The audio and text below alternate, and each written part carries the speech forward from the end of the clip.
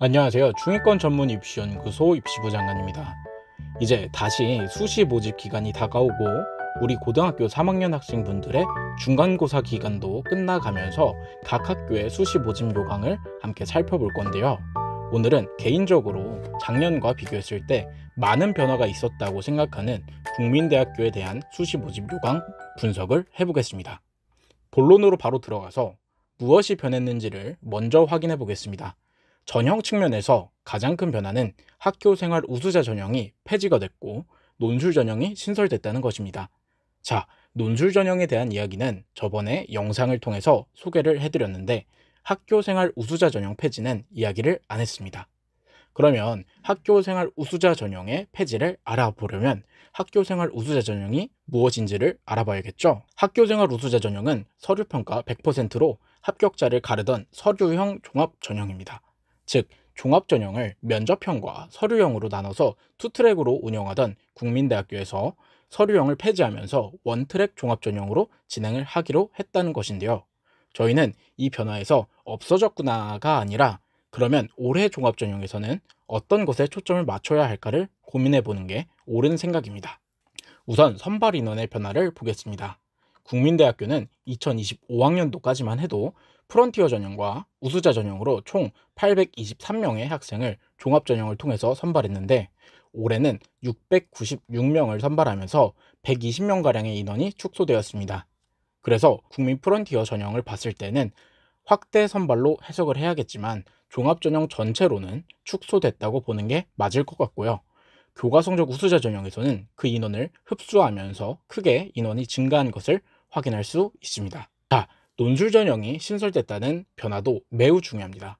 영상을 통해 안내드린 것과 같이 약수령 논술로 진행이 되고 수능 이후에 시행을 합니다. 그러면 약수령 논술의 특성상 단답형으로 상대적으로 준비하기가 편하고 수능 이후에 진행을 하기 때문에 정시를 선택하는 학생들도 보험의 개념으로 작성하기 좋은 전형이 됩니다.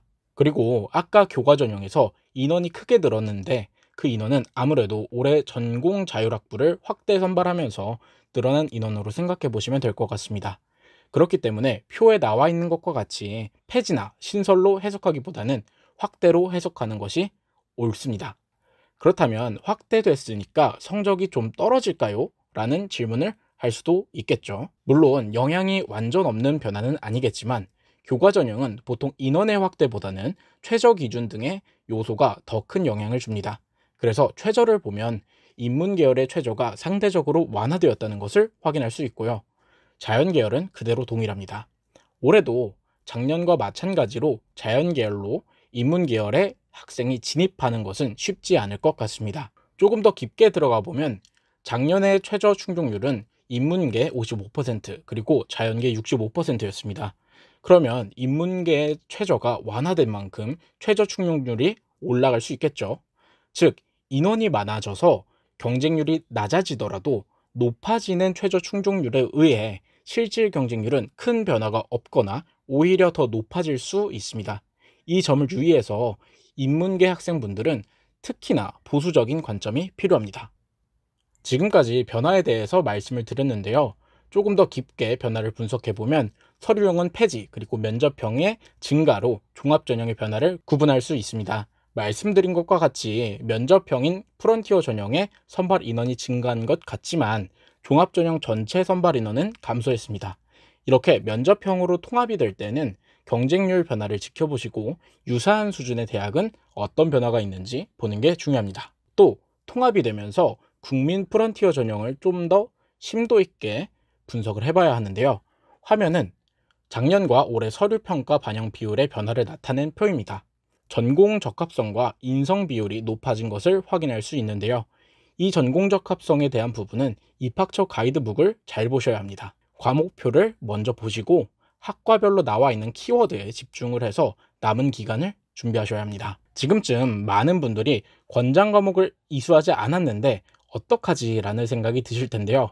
필수는 아니지만 상대적으로 어필이 된다는 것은 부정할 수는 없습니다. 그러나 본인의 상황에 맞게 이수하지 않았더라도 학과의 방향에 맞는 활동을 통해 앞으로 남은 기간을 보완해 준다면 상대적으로 지금 아무것도 안 하는 것보다는 훨씬 경쟁력이 있어집니다. 준비는 가이드북을 보면서 지원 포인트가 있으니 우리 아직 생기부 끝난 거 아니잖아요. 이 부분을 집중적으로 파고들어서 남은 기간 동안에 독서 후에 추가 탐구나 혹은 동아리 활동, 세부 능력 특기사항에 들어갈 수 있는 내용을 만들어내는 게 중요합니다. 그 이유는 학생부 종합 전형의 인성과 전공 적합성의 비율이 높아지면서 성적에 대한 폭은 조금 넓어질 것으로 생각이 되지만 스펙에 대한 기준은 높아질 수도 있다라는 생각이 들기 때문인데요. 이 점을 참고해서 남은 기간 꼭 준비를 더 하는 것을 추천드리겠습니다. 교과성적 우수자 전형은 아까 말씀드린 것과 같이 인문계의 학생분들은 작년 결과에 비해 보수적인 관점으로 바라보면서 지원하는 것을 추천드리고, 나수시 6장 다 안 써 하는 정시파 학생분들 그냥 국민대 논술 6장 버릴 거면 쓰시면 됩니다. 시험장으로 향하는 발걸음이 달라집니다. 요즘 또 GPT가 유행이죠. 그래서 저도 원페이지 요약을 해봤습니다. 종합전형에 큰 변화가 있었습니다. 인원은 줄은 게 맞고요. 비슷한 수준의 대학도 보시면서 인원이 느는지 전형은 어떻게 진행되는지 잘 확인해 보셔야 합니다. 물론 입시부 장관에서 영상 제작할 거니까요. 구독과 좋아요는 필수입니다. 또 내신에 대한 기준이 낮아진다기보다는 생활기록부의 질에 대한 기준이 엄격해질 것으로 예상되니 꼭 보완할 부분이 있다면 보완을 미리 하시는 게 좋습니다. 논술 전형이 신설됐고요. 6장 버린다는 정시파 학생들 꼭 쓰세요. 부탁드립니다. 마지막으로 수능 최저 완화가 되면서 인원이 많아졌어도 충족률 상승에 의해 실질 경쟁률은 변화가 없거나 더 높아질 수 있으니 이 부분 생각하면서 지원이 필요합니다. 자, 오늘 이렇게 국민대 수시에 대한 분석 영상을 올렸는데요. 컨설팅도 준비 중이니 많은 관심 부탁드리겠습니다. 앞으로 더 좋은 영상과 함께 찾아오겠습니다. 감사합니다. 지금까지 중위권 전문 입시연구소 입시부 장관이었습니다.